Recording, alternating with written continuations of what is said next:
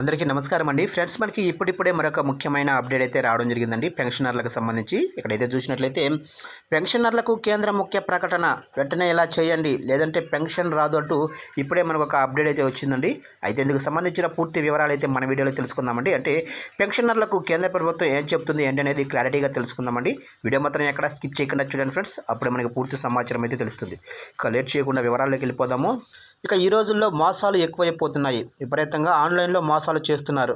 Online మోసాలకు దొరికితే అంతే సంగతి, జేబుకు చిల్లు పడాల్సిందే. ఇక పదవీ విరమణ చేసి పెన్షన్ అందుకుంటున్న వారికి తాజాగా కేంద్ర ప్రభుత్వం పెన్షన్ల నిర్వహణ చూసే సెంట్రల్ పెన్షన్ అకౌంట్కి ఆఫీస్ కీలక ప్రకటన చేసింది.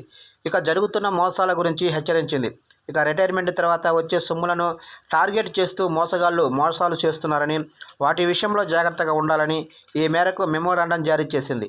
అన్ని బ్యాంకులకు చెందిన సెంట్రల్ పెన్షన్ ప్రాసెసింగ్ సెంటర్లకు కీలక ఆదేశాలను జారీ చేసింది. ఇక పింఛన్ మోసాలకు సంబంధించి పెన్షనర్లకు అవగాహన కల్పించాలని కోరింది. ఆన్లైన్ మోసాలు ఆందోళన కలిగించే విషయమే. ఆన్లైన్ టెక్నాలజీపై అవగాహన లేని వాళ్లను టార్గెట్ చేస్తూ కొందరు సైబర్ నేరగాళ్లు మోసాలకు పాల్పడుతున్నారు. ఇక మోసపూరిత లింకులు పంపిస్తూ ఖాతాలని ఖాళీ చేస్తున్నారు. ఇక కొందరు కేటుగాళ్లు వాట్సాప్ ద్వారా వివిధ రకాల ఫారమ్స్ని పంపించి వివరాలు నింపకపోతే పెన్షన్ ఆగిపోతుందని భయపెడుతున్నారు. మోసాలకు పాల్పడుతున్నారు. వ్యక్తిగత వివరాలను ఎవరికి ఇవ్వద్దని సూచించింది. పెన్షనర్లకు అలర్ట్ పంపించింది.